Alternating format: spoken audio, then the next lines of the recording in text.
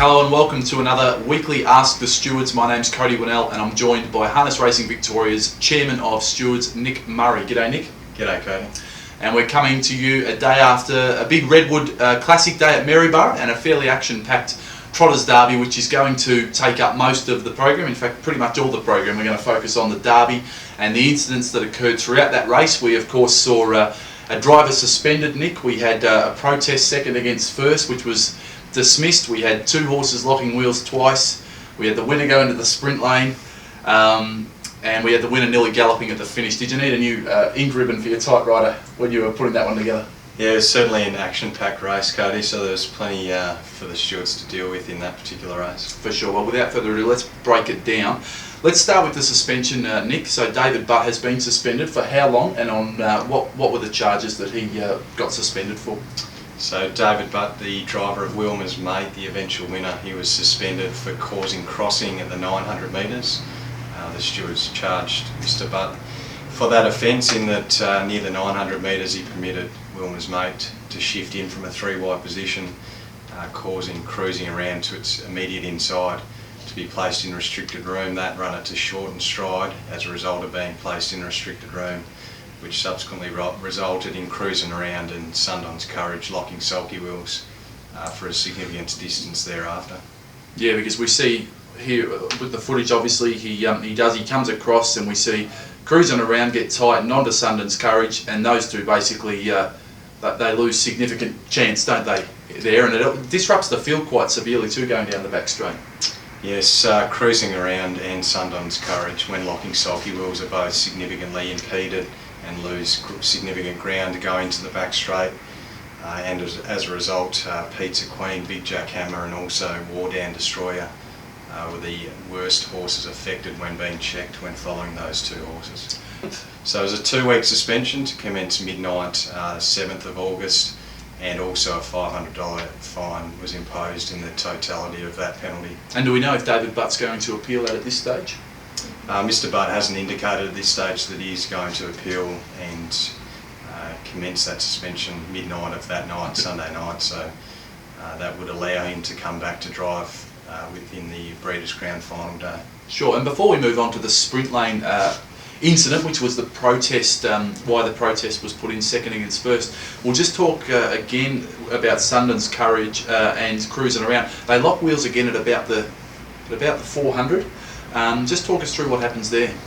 So yes, at the 400 metres after Sundon's Courage and cruising around had become unlocked, they again lock sulky wheels when both runners are placed in restricted room to the inside of Courchevel, driven by Mr Mark Purdon, which hung in whilst 3 wide, and in turn Matatoki, driven by Kieran Manning, which was 4 wide to the outside of Courchevel. That horse also hung in, resulting in Sundon's Courage and cruising around, locking sulky wheels again around the final turn. And we see here in the footage Greg visibly trying to unhook those sulkies.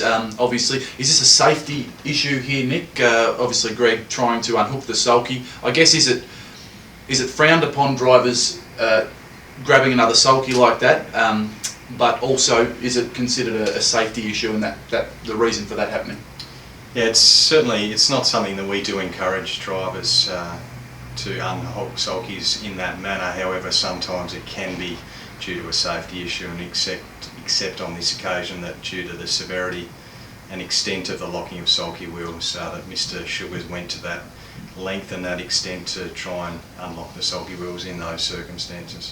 For sure. Well, those horses have had a very strong rivalry the whole way through their career, and yesterday we saw it develop again. So those two horses, I'm sure, will continue to have some great battles.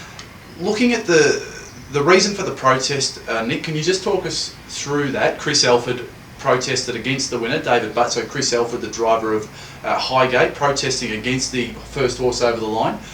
Obviously the first horse strays into the sprint lane. We're watching that footage here, and then almost gallops at the end as well. Talk us through the protest and how it came to be dismissed. Okay, so Chris Alpha, the driver of Highgate, the second horse past the post at All Clear, lodged a protest against Wilmer's Mate being declared the winner on the grounds that that horse gained an unfair advantage by being in the sprint lane.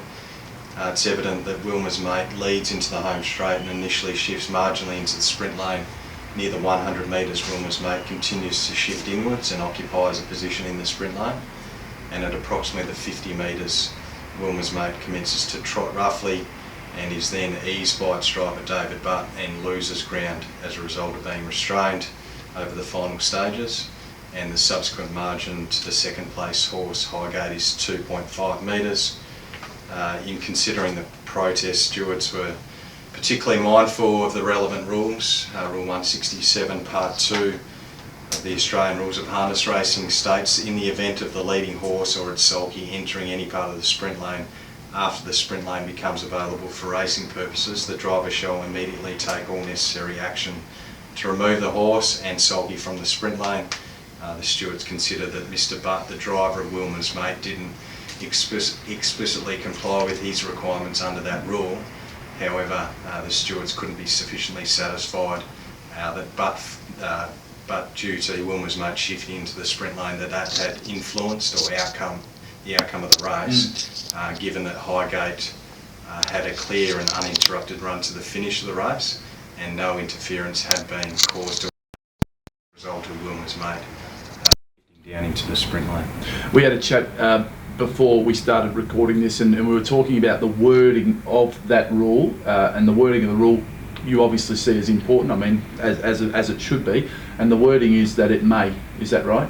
Not shall. Correct, yeah. Part 3 of the provisions of Rule 167 states the driver of a horse in contravention of sub-rule 1 and 2 is guilty of an offence, and the horse may be placed in a lower position or disqualified.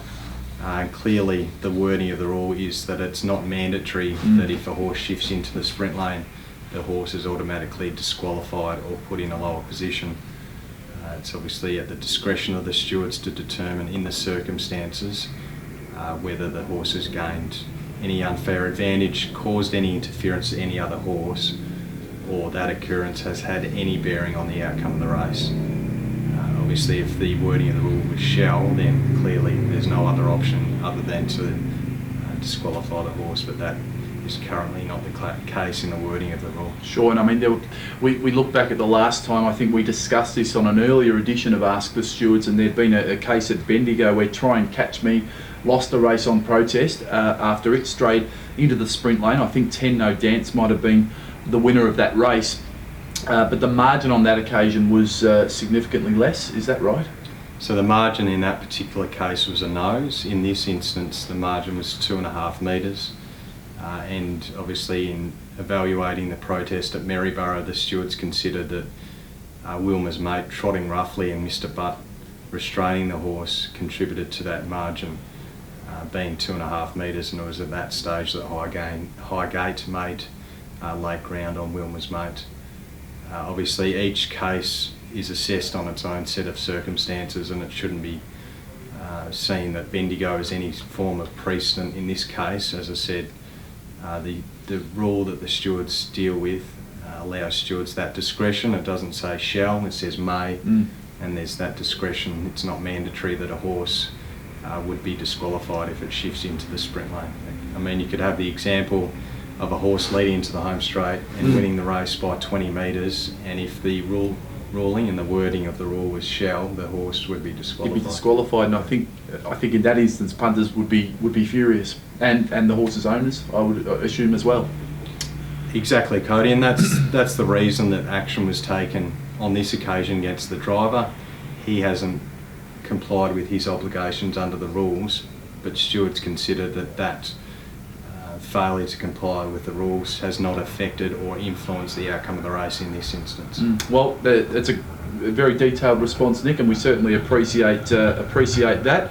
And I think that just about sums us up here on the Stewards Wrap. We've probably gone a little bit over time. If you do have any questions about what we've discussed today or other items that you wish to discuss, askthestewards@hrv.org.au is an email address that we've set up, and that's for people who would like something clarified or like something brought up. And what doesn't get brought up on the show, I know Nick's only too happy to reply to that email and try and answer the questions. So thanks very much for joining us, and tune in again next week.